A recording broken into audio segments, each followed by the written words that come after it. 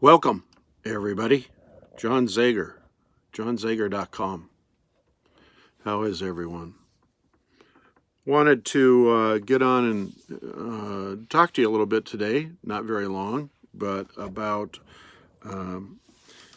sending out our intentions and having things manifest for us, and why it works and why it doesn't work. Everybody kind of has a opinion about that. I go around the internet and I listen to different people, and everybody kind of believes a little bit differently about why that is. Got my solo cup, my red solo cup. Hit the subscribe button. Please hit the subscribe button. 100,000 subscribers and views. This side over here, yeah, just like that. Hit the like button and hit the share so that you can pass it on to someone else as well. And then hit the little bell so that you get reminders.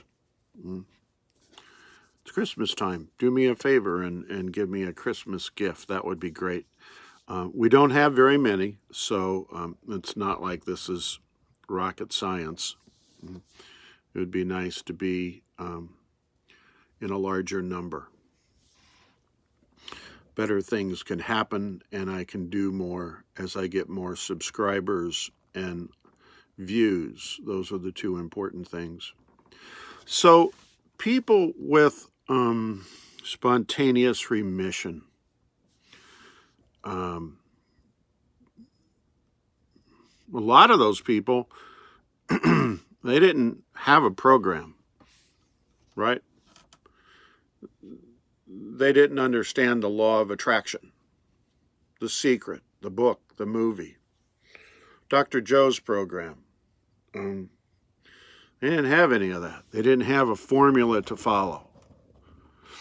They just had a terminal disease, and they were dying, and they were either at home or in hospice waiting to die, right?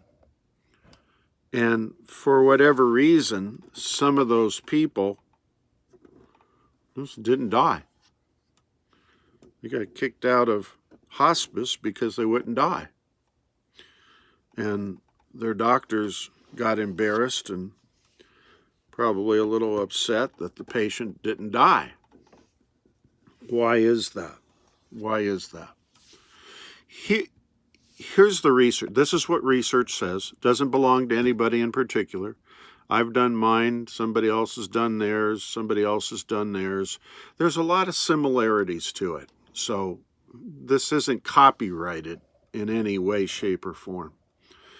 I'm an older guy, and when I was much younger, I heard this regularly.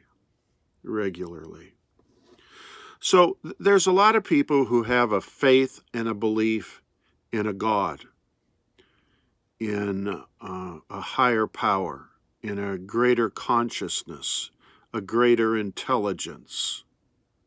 There's a lot of people who believe in a creator, therefore in a religion, possibly.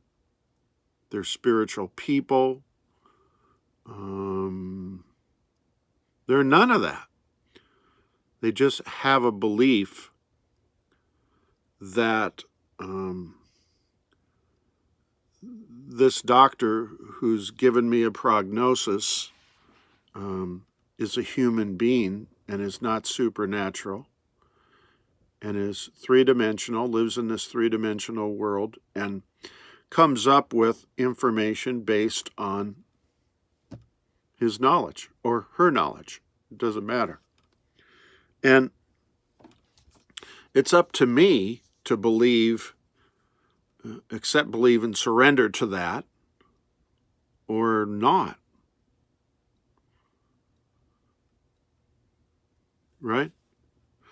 So these people didn't have a formula or a program as beautifully put together by the law of attraction or Dr. Joe, for example, because both of those work extremely well for a lot of people. And they're highly successful in self-healing, and they're wonderful and marvelous and well-researched, and it's based on science, neuroscience, and it's very, very cool. These people, I mean, it goes back a long, long ways, many, many, many, many years, up to the present and probably going to the future, to where people just don't have access to these programs. They don't care about them. They don't go on the internet. They may not ever read the internet. They just have their own belief system, right? And for whatever reason, they don't die. They have a terminal illness. They've been given the voodoo curse. Go home and get your affairs in order. And they don't believe that. They go on living. It's science. I mean, go look it up. Go to the records of hospice and see what percentage of people have spontaneous recovery, remission. Some do. What's up with that? Why is that? They don't know what neuroscience is for the most part.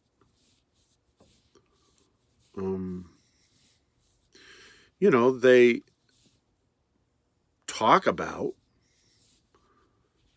they may not have done some things in their life for the good of their health.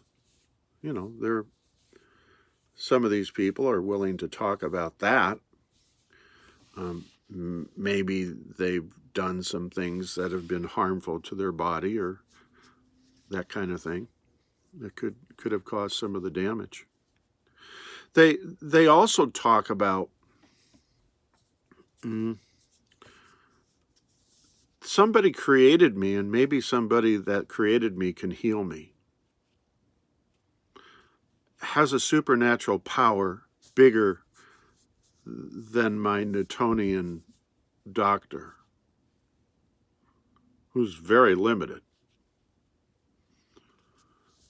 And, a lot of people have a belief like that, similar to that. So they see themselves as maybe being partly the cause. They understand that there's a greater intelligence that created them that could possibly heal them. And they understand when they get on the other side of being healed, they might have to do some things a little bit different. They might have to think about who they are and how they got to that position, and what's going to be better for them the rest of their lives. So there's some similarities that are talked about. Here's a couple examples. And this is on the internet. Just go research as easily as I can. I'm not making anything up. It's just plain old research. And, my story may not be word for word exactly, but it's the same example that's out there on the internet. So there's a guy who's sick and goes to the doctor, and doctor says, you have a cancer, and starts treating him for it. And he goes on and gets treatment. Isn't really getting any better for the most part, according to the doctor. And finally, the doctor reaches a point where he says, the cancer has advanced stage 4, and there's nothing more I can do for you, and you probably have maybe 30 days left, and you might want to go home and get your affairs in order. The guy said, really? Okay. 30 days left, yeah? I don't really feel that bad. Yeah, you're in stage 4, for sure, based on our tests and measures and all the markers we take. So he goes home and tells his family, all of his relatives and neighbors and co-workers and friends and acquaintances, and gets everything in order, and everybody's mourning with him that he's going to be passing on and has this cancer. And after 30 days, he dies. Dead. His wife, don't ask me why, starts thinking, what was up with that? I mean, she's mourning his loss because they have a family. An autopsy is done, and comes to find out he never had cancer.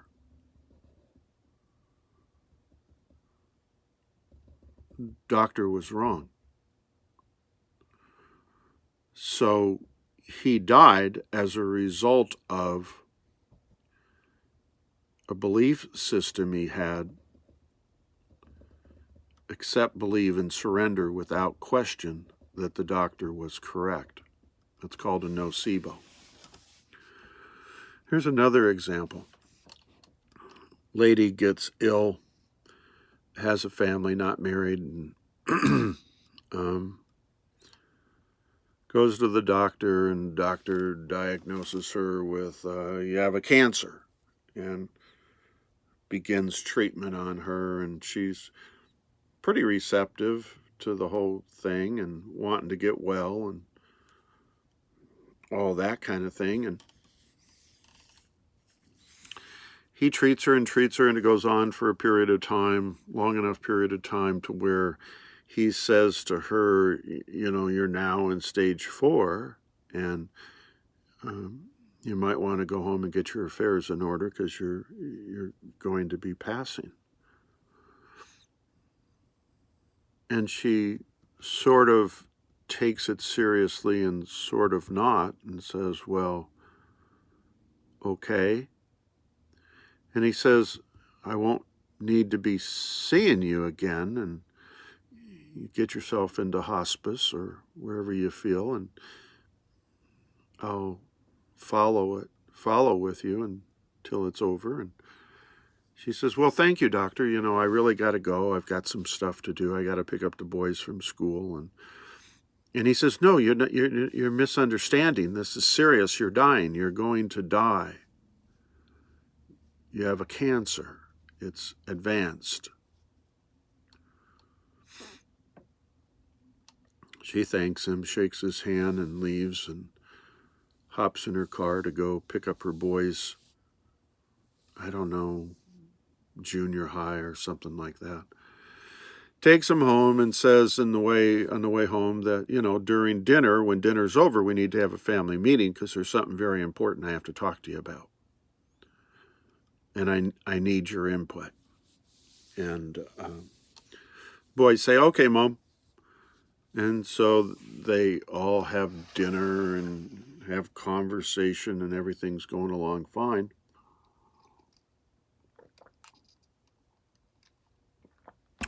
Boy, that's good.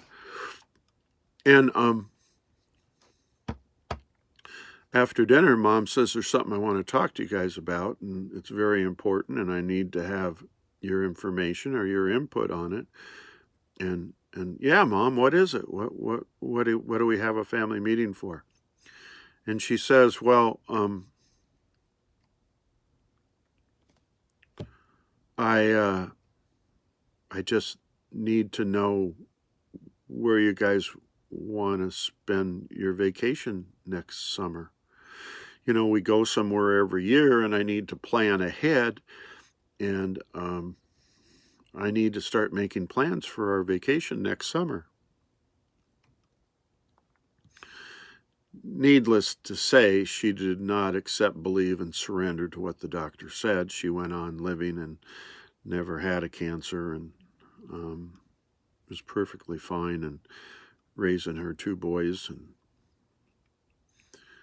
she just wasn't willing to believe that. So there's a couple different examples of belief.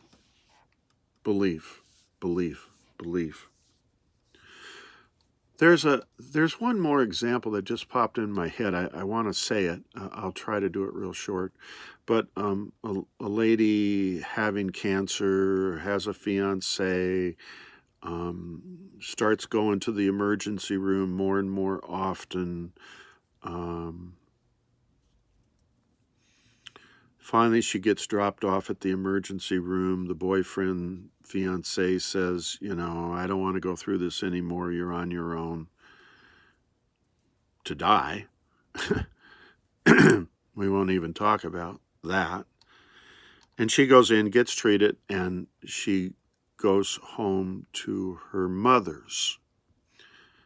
And her mother willingly takes her in because, she's been told she has the final stage of cancer and she's dying here real shortly. And she would like to be with her mom during that time and have her mom help her out. She's really not into this program of dying yet, but that's what the doctor said. Mom says to her, yeah, sure, we've got your room right up here and you can stay and I'll fix your meals. And she gets into meditating, starts meditating just almost all day long. And her mom says, well, what are we going to spend all this enormous amount of money for the medication? You're going to die anyway in a week or two. Maybe we could save some money if we don't buy the medicine. Daughter says, okay. Whatever, if you want to save some money, go ahead. And she just goes on meditating. 6 months later, she's still meditating. A year later, she's still alive. That following year, she's back to work and healthy as can be. She just was not willing to accept, believe, and surrender that, what these Newtonian doctors talk about and say is actually true. The power of belief, the power of your faith. There are people that are not in Dr. Joe's program, that are not in Law of Attraction's program, that may have strong spiritual, religious beliefs, or just beliefs in general that are so strong, unwavering, that they just will not accept the fact that they're going to die. And they kind of have an understanding of where it came from, how it got there, and where it's going, and how it's going to leave.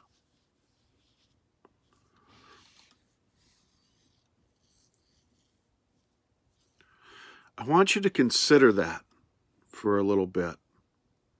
I want you to consider the power of belief.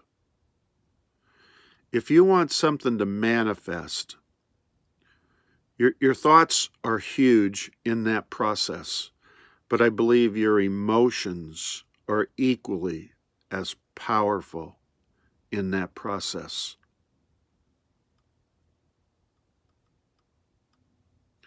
Think about that. Rather than thinking it's not possible, think in terms of, what if it is possible? I'm at 20 minutes, and I said I would stay at 20 minutes, but I want to go over with one more example. There's a lady who has cancer in her bladder, And this is on the internet as well, and she goes to all the American doctors, and they all say, you're going to die, get your affairs in order. She finally resigns herself to go over to Asia, and over there they don't do invasive surgery and they don't give medication. They lay her on a gurney, a nurse comes, does an ultrasound to where they can see the cancer, the size of a golf ball, in her bladder.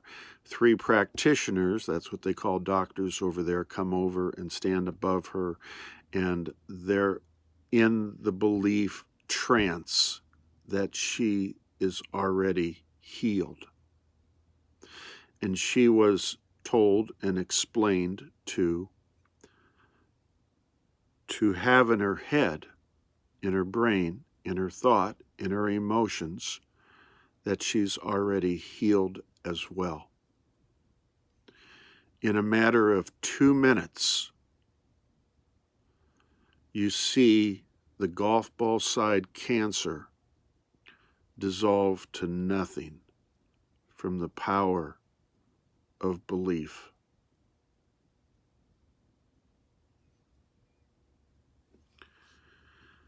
God bless everybody. Take care of one another, and I'll look forward to talking to y'all again real soon. Thanks a lot. See you. Bye.